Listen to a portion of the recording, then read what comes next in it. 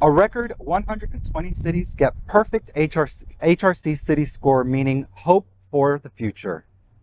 A record 120 cities have earned a perfect 100 score on this year's Human Rights Campaign Municipal Equality Index, which rates cities on anti-discrimination laws, benefits for public employees, and other factors that contribute to a positive climate for LGBTQ+ people. As per the HRC press release, that number is up from 110 in 2021 and just 11 in its inaugural year, 2012.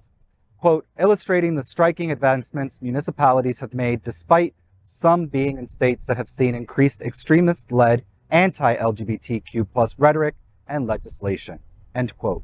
The HRC Foundation released the index in partnership with the Equality Federation Institute.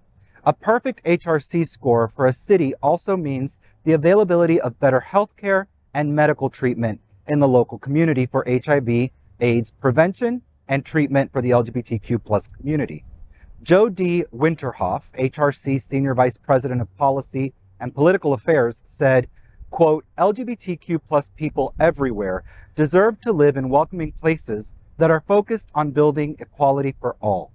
Fran Hutchins, Executive Director of Equality Federation Institute, said, quote, at a time when anti-LGBTQ+ opponents are using the rights of transgender youth as a political wedge issue, it can be disheartening to be a queer or trans person in this country. But despite the increasing attacks we are seeing on transgender youth in state legislatures, the important work to advance protections for LGBTQ+ people continues at the local level, end quote. And that's a mouthful. Quite honestly, you know, I'm glad that we're doing this work on a local level, but we need advocacy across the board. We need advocacy on a national level. We need people fighting for us, not just in legislation, but actually trying to create systems or change systems that have been historically problematic, anti-queer, anti-Black, and it's just a step, but we need to do more. If I could say, in my position on that committee for the city, we do the MEI report from HRC. And the problem with this story when I read it is that when you get a 100, that doesn't include anything that affects our community. And everything that affects our community are what they call bonus points. And so when I read it, I went, well, that's nice that there's like 10 more, except nobody's over 100. Well, over 100 is housing for homelessness for LGBTQ youth, and medical services for LGBTQ youth, and mental health services for. And so my concern with putting out something like that, it gives this false impression that we're doing well. Right. We're not. Our push right now, thankfully, I live in Miami Beach, our push right now is to get all those bonus points, the things that are actually affecting our community, to make sure that the services are there. Yeah, everyone should have the opportunity to live well and fully, right? Mm-hmm. And we can't without those services. We really can't. We have to push harder. HRC, that's not enough. We need cities to have 120s. Wow. That's what we need cities. I didn't even know that was even an option, but it's good to know what your cities rank around you anyway. I mean, you know, it's something that we have followed. Hollywood, you know, was 100, and a couple of years ago they were like at 69 or something like that. Right. You know, so I mean, so that just shows you where cities have started. Maybe 100 is not great, Paul, but I mean, at least they're moving in the right direction, right? We are, but we can't clap until we've actually received what we deserve, right? We need more. I agree with you, but I want to disagree with you. Okay. Mm-hmm. I agree with you because I agree on all of the observations, but it's interesting to me on my ear, and honestly, I don't want to argue over it, but you're in Miami Beach, and we're in communities that have 100 ratings. So Wilton Manors and Miami Beach, Hollywood joined the club in January of this year. It's a goal of Miami Beach and Wilton Manors to achieve getting those bonus points. In Montgomery, Alabama, or Lincoln, Nebraska, they're sitting at 55. Right. And so our challenge has to be, and the HRC's challenge is to put in front of Lincoln, Nebraska and Boise, Idaho, to try to get to 90. Right. Yeah, I think that's right. But I think there's something, and I mean, I certainly agree that we need more on the state and certainly national level, but the local really matters. And really matters. so like when we go to vote for our, school boards and superintendents and councilmen and commissioners, these are really important positions. But also to play devil's advocate a little bit further, I think that there's something really powerful about kind of keeping cities accountable in other ways. That is, because there is something to be said about, like, the ACT UP, the AIDS Coalition to Unleash Power, which was incorporated in 1987, founded in 1980, just the year before World AIDS Day was first commemorated. One of my favorite kind of slogans from them is that we are all living with HIV/AIDS. Wow. That HIV/AIDS affects everyone. That we are all part of this story together. And to kind of think about how cities need to think about it that way too. That every single way, every decision that's made, whether it's unequal access to healthcare, to education, to public services, that this is a problem, right? A structural problem, and cities need to be held accountable, and the leaders actually of those cities need to be held accountable. And HRC does that. Okay, so let me tell you a couple of rankings just because of where we're at. All right, Miami's 89, guys. Okay, Miami got 89. Fort Lauderdale got a perfect score of 100. Oakland Park got a perfect score of 100. Hollywood got 100. Cape Coral, that's not too far from here, 69.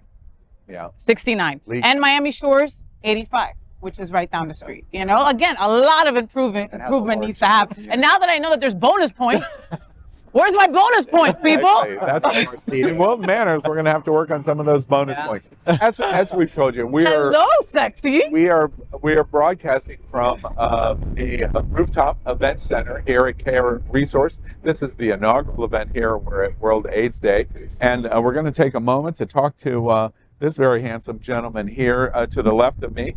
This is anchored at Queer News Tonight many times. You are an institution in our community. And wait, I was going to define institution, but well, no, I won't define it. Of course, you know John Buckley from Kiowa. Good evening, and thank you for joining us at Queer News Tonight. Good evening, ladies and gents. You called me a lady. You're getting ready to lead the entertainment. We're going to watch a World AIDS Day celebration that is going to be respectful in its candlelight memorial, but there's also going to be some great entertainment. And, Paul's going to read and original poetry. Tell us a little bit about what you're doing tonight here at Care Resource. So tonight we are doing an amazing tribute that's immersive in music, poetry, healing through the arts. The arts comes in many forms, and it's a beautiful production that has been imagined, designed, and basically just something that's never been seen before to commemorate, honor, and encourage those who are thriving and living, and remember those who we have lost. Beautifully said. John, I can't let you, I know how busy you're getting ready for this performance. Tell us about World AIDS Day. We were talking about my observation that I feel like people are thinking it's not important anymore, and HIV and AIDS is not as important to us. What are your thoughts about World AIDS Day? World AIDS Day to me is very important. It's a conversation that, as long as we haven't ended an epidemic, it's a conversation that we will always have to talk about, unfortunately. But on the positive side, it is not what it was. Growing up in the 80s, and my first experience with HIV and AIDS was through my aunt. I lost an aunt at a very early age to AIDS due to, her husband at the time. But nonetheless, that was like my first teachings of what HIV and AIDS was. And as I've grown, because of my lifestyle choices, which obviously at the same time have nothing to do with AIDS because it doesn't discriminate. It goes to anyone, men, women, children, whoever. It has no particular person or community that it attacks. But we're going to show every minute of the World AIDS Day commemoration this evening at Care Resource. You know the entire program. What's going to be your favorite moment? I'm going to sit in that audience and watch. clue me in on what your favorite moment this evening is going to be. I don't mean to spoil it, but of course, my favorite moment is going to be the tribute. It's very beautifully put together and planned, and it's something that we've never done before in our community. So I'm really excited and happy to see it come to life. Yeah, excellent. John Buckley, we're thrilled that you could take a few minutes to sit down and help us do this special broadcast. We're out in the air. It is a nice night. Rain. It's a beautiful night. It's it rained pretty earlier. windy. Oh, I know it rained earlier. Yes, we moved our set. But John Buckley, good luck in the program. It's important, and thank you for joining us tonight at Core News My Tonight. pleasure always. I love you guys. Thank you. Love you, John. LGBTQ plus news is vital for our community and for the broader world as a whole. We have enough enemies at Fox News. Tucker, Sean, and Lara are loud. We need passionate allies. Happening Out Television Network, Queer News Tonight, and It's Happening Out are literally out of the closet and into the headlines. Our community needs your support. Like this broadcast and subscribe now to ensure the growth of the entire LGBTQ plus community.